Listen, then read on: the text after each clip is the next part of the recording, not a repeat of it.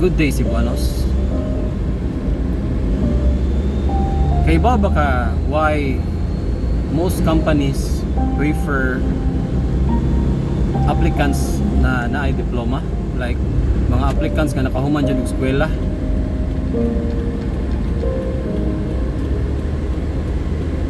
Kay ba ka ang kanang imong nahuman, the degree nga imong gihold, the diploma nga naa nimo karon, it is an assurance nga dili ka quitter. It is an assurance for the company nga dili ka muhuman og contract, nga muhuman ka sa 4 years, nga along the way you're gonna improve. That's why it's one of the criteria for most of the companies nga mag-hire. It's not just a paper na imong ginaputan.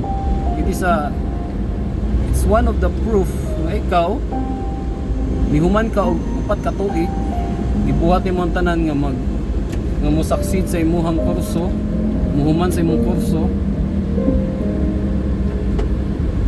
and ang company nga mudawat nimo will be at ease, nga dili ka diha dayon mo quit.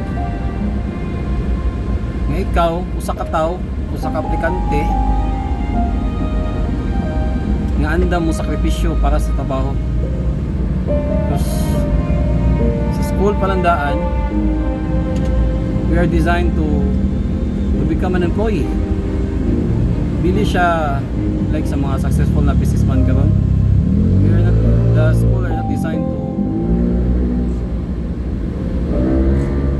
mold us like that. That's why companies always prefer na they always choose applicants nga kompleto good.